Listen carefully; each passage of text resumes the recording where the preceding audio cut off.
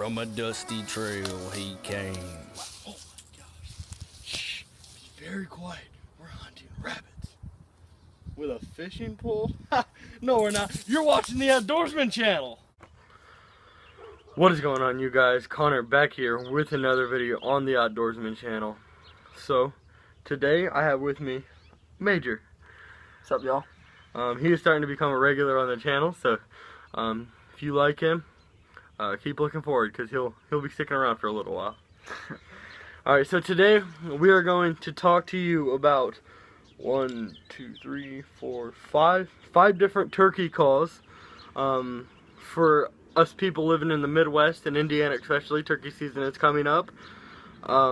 So to get ready for, we're just gonna go over a couple, I would say basic turkey calls. And some exotic ones too that you probably haven't seen before. Stuff not too crazy, but we'll get a little crazy on you, so don't worry.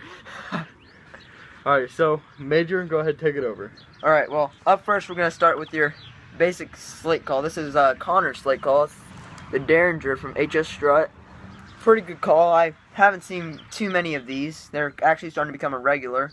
And slate calls are great for when a turkey's up close. A lot of people like to call with slate calls when turkeys are far away, and you don't want to do that. You want to do it when they're real close and they're coming into you. So we're also going to review over strikers, and I have two kinds of strikers here. I have your normal wood striker and a carbon striker. Now, with a wood striker is more for actual slate, like for an actual slate call, made with like chalkboard material. And carbon is made for like glass or ceramic slate calls. What we have here is a glass slate call, and if you can hear the sound difference between wood and carbon. So that was the wood. Right. And that was the carbon. You see, the carbon tends to be lower, and then the wood tends to be higher on glass. Now, I'm not saying that you can't use a mixture of different strikers. Sometimes that actually helps out. And, you know, sometimes it also helps you in the end all the way. But now, taking care of your slate call.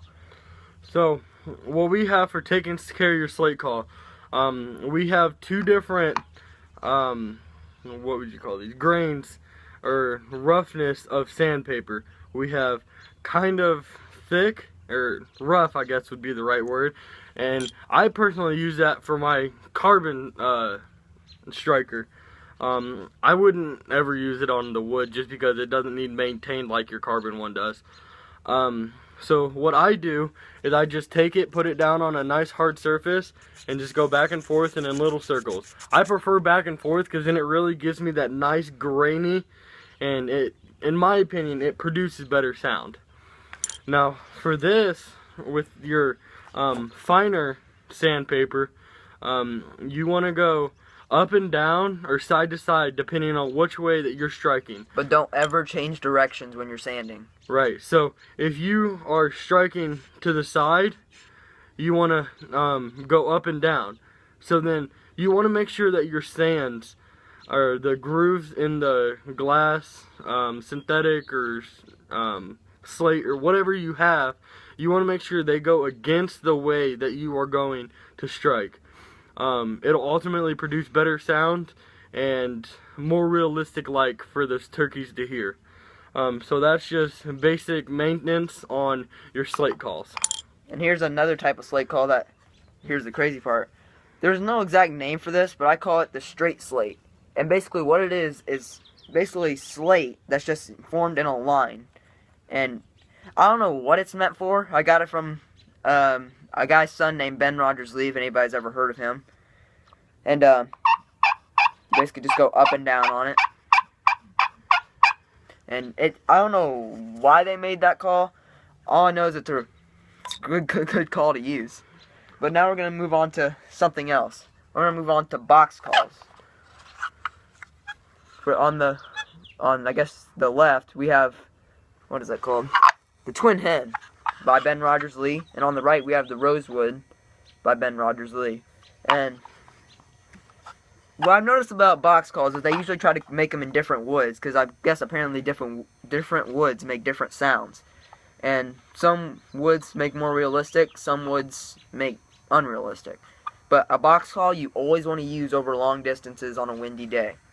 You never want to use them like up close, because the turkey's going to realize that. It's going to realize that's not natural, that's way too loud of a call. And then they're going to want to move on, and they're not going to come to you. With a box call, all you want to do is you're going to want to chalk it up right here where your striker is going to be hitting the call. And basically what you're going to do is you're just going to slide. As you can tell, that was very loud, if Connor wants to demonstrate that one.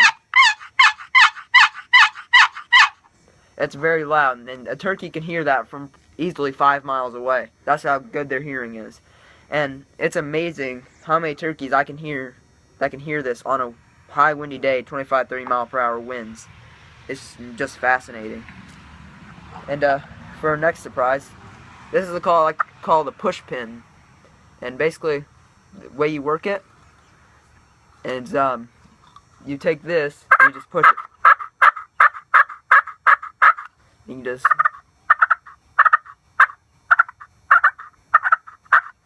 and basically how it works is there's like a little pyramid thing underneath here. I'm not gonna be able to get in it. And basically what it does is it goes over this wood and it just makes it yelp. And this rubber band right here constantly flexes and pushes it back so you can keep calling.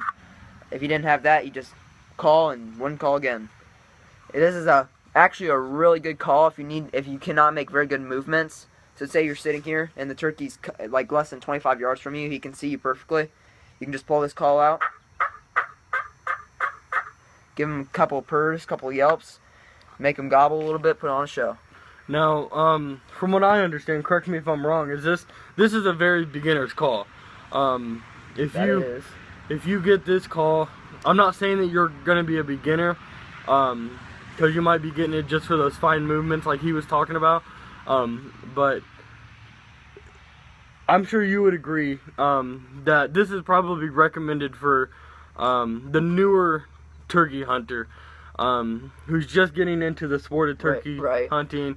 Can almost use a slate call, can't quite use a slate call. Can't quite use box calls yet. Can't quite use a box call yet. Because I know personally, I first learned on a slate call. And I thought that was the easiest thing in the world until I picked up this. This is ridiculously easy. But like any other turkey call, basically, it makes great sound. So you can't beat these. And next up, we're going to get into a little bit of complicated stuff. From here, I have my Nightingale turkey calls. If you know who Nightingale is, some good hunters right there. And basically what these are, they're fine-grained turkey calls that are supposed to perform the excellence of mouth calling. And now there's several other brands, Primos, HS Hunt, but it's all the same thing. Really it's just reeds. They can come in 1, 2, or 3 reeds depending on how much you like to blow, and they're actually pretty hard to use. I'm still kind of learning how to use them, and I'm not gonna lie, these are actually some great turkey calls.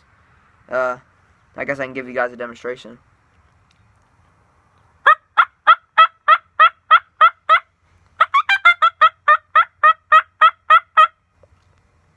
You see, it takes me a while just to be able to do just that. It took me at least 3 months just to be able to do just what I just did right there.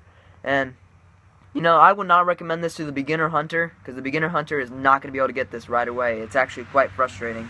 But if you can spend some time with it, get used to it, it's actually a pretty good hunt. Now I would say the good thing about these is that they're relatively cheap.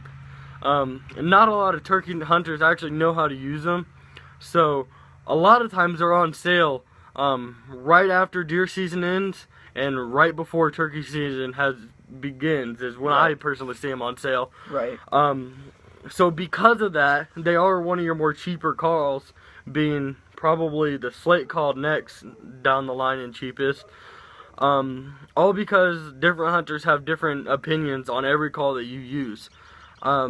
Now, there are different pitches and different tones that you can get all of these calls in, basically, except for the 2 slate calls. Right. And that's only because you have multiple different tones on one sheet depending on how close to the edge you are and how far away from the edge you are. I'll kind of get into a little more detail in that on a later video, kind of show you kind of like the breakdown of a slate call, and I'll let him show you the breakdown of different calls. And so we're just gonna have a good old fun time with this. So if you like this video, go ahead and give it a thumbs up, comment, and subscribe for more content, hunting, fishing, outdoors related, anything that you guys want, we will try to give you. As always, remember to keep it freaking hillbilly, and I'll see you next time on another channel of The Outdoorsman.